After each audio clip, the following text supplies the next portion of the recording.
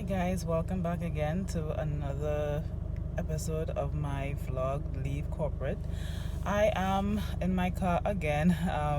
I decided to take a late lunch and I'm just gonna head out the road before I come back into work and finish off for the day.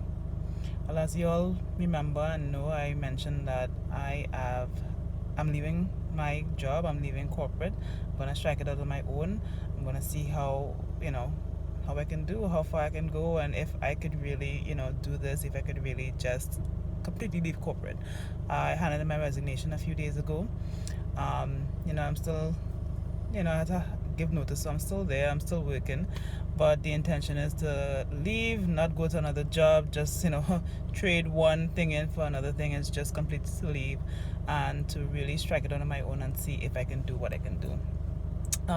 Interesting what happened the other day. I didn't get a chance to vlog about it, but the other day there was something that interesting happened at work, and it really kind of puts things into perspective in terms of how you can really find yourself in a predicament in the office place. And it's a good reminder for me as well if I ever really consider going back or being afraid to strike it out on my own and do my own thing. These are good reminders as to why it's important to believe in yourself and try to see what you could do on your own, because nothing is for certain, and there are a lot of things that happens in the job and that you find out otherwise, like after a while, that you're put in situations where it could be really detrimental to you, to your career, and to sometimes your freedom, depending.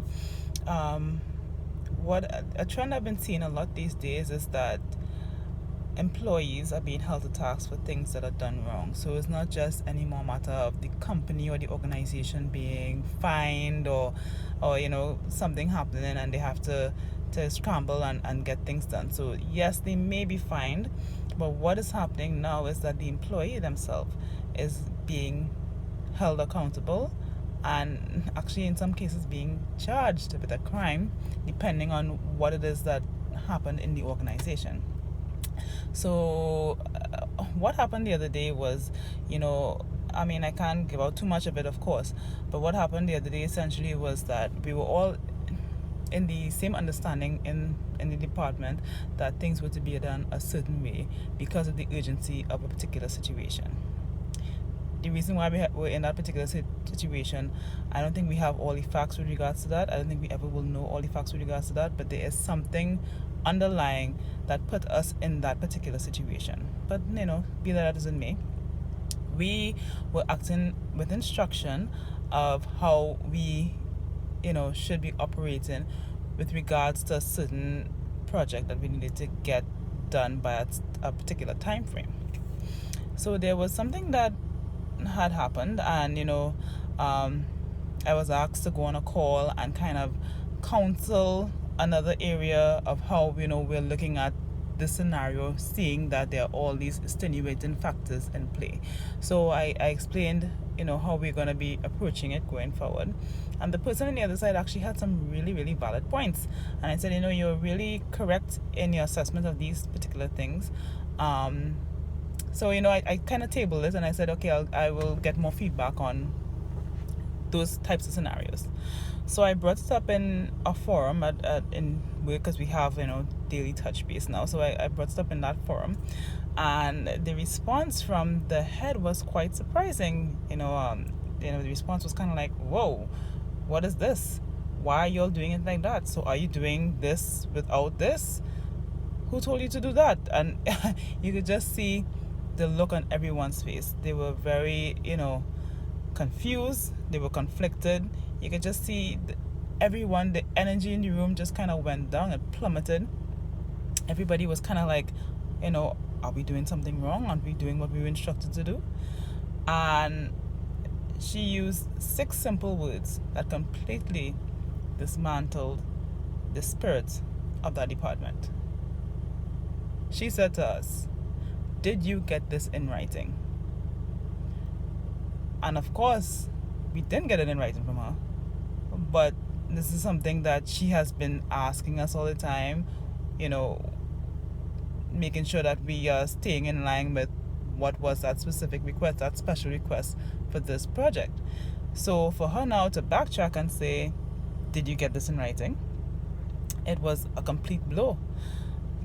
The trust, the assurance, everything in the department just plummeted. Everyone was just on edge after that, and it was really, really disheartening to see how that simple term completely diminished all the work that we had done. And I mean, even though I'm leaving, and I should really just be like, well, I'm leaving anyway, so whatever. I just looked at all the new persons in the department who they have such high hopes. They were very excited to be in a new department and doing something out of the ordinary, not the usual, what they usually do.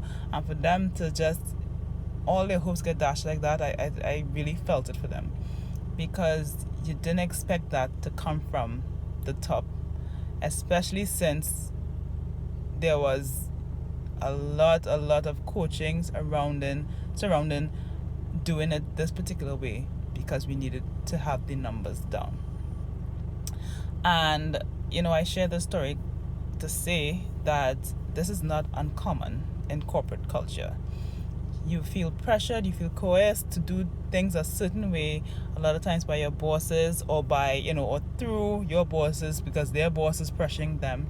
And you don't feel that you have any say, you don't feel that you have any authority to not follow what you're being told.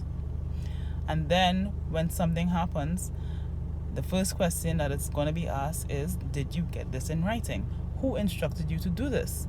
And of course, a lot of times you don't have that support. You don't have that evidence saying that, yes, I was instructed to do this. And your boss is not going to, sacrifice himself and say, yes, I did tell him to do that. Everybody's going to start, CYA covering themselves. So it's like, where are you now? Where do you fit in? And the employee themselves is being held to task. The employee themselves is being charged. The employee themselves is being dismissed from work. And all this because there is a culture, and it's not always like a spoken about thing, but there is a culture within organizations that if your boss tells you to do something, you have to do it, and you have no say. There's a lot more leadership through intimidation. There's a lot more leadership through fear. And I use the term leadership very loosely, because true leadership shouldn't have to use those kind of tactics.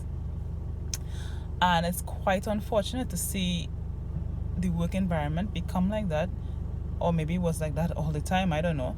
It's quite unfortunate to see that, because now you have people on edge.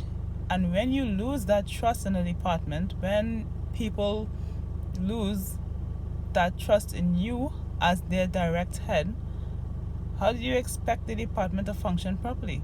It might function properly for a little bit, but in the long term, it can't. And a couple of things could happen. I mean, this is not an exhaustive list of all the things that could happen, but there are a few things that could happen. Well, one, you could have the department completely divided. The ones who, want to participate in the game of paper thrones, as we call it, hashtag GOPT, and, they will kind of side with the boss. So now they become the spies placed there to report everything that's going on in the department, because they think that'll give them some brownie points and lead them closer to the paper throne that they're looking for. The other thing that can happen is that the whole department has no trust or faith in you. So now they're on edge, because whatever you say is like, okay, we need to get this in writing, we need to do this. And there are times as a boss that you might slip up, and you might need your staff to kind of rally behind you. And they won't want to do that, because now you put them in a position where they're on the defense. They're on the defense because now they're saying, well, you sold us out before, who's to say you're not going to do that again? So you could have different scenarios. And what is the purpose in that? What is the purpose in that of selling out your own team? I have no idea. And when you see things like that, it kind of reaffirms to me why it is I'm leaving the corporate culture. This is something that I do not accept. This is something I don't want any part of. This is not how I want to live my life. I want to have integrity. I want to be able to look myself in the mirror and say, you know what, I lived up to the principles I was raised upon. I don't want to do things just for a job, for whoever beach house I'm paying for next. I don't want to do that. I don't want to lose myself climbing the ladder. I don't want to do that. And I don't want to be part of that. And that's why I am leaving. And I hope as we continue on this journey, I really hope I'm successful, but who knows, eh? You never know. It is a risk. But you know what? Life is about risk. Life is about taking a chance. And I know that I don't want to be part of this machine anymore. I need something separate from my life. I need something different. And that's why I'm striking it out. So, just wait for more updates from me. It won't be as often as I'm still working. I'm on that official clock leading out to completely getting out. So when I'm completely out, I'll probably have more vlogs as I go along. But every now and again, I'll try to update as to what I'm doing and how things are going. And I hope to get feedback, get pointers, get little encouragement points as you come along on this journey with me. Until next time, bye.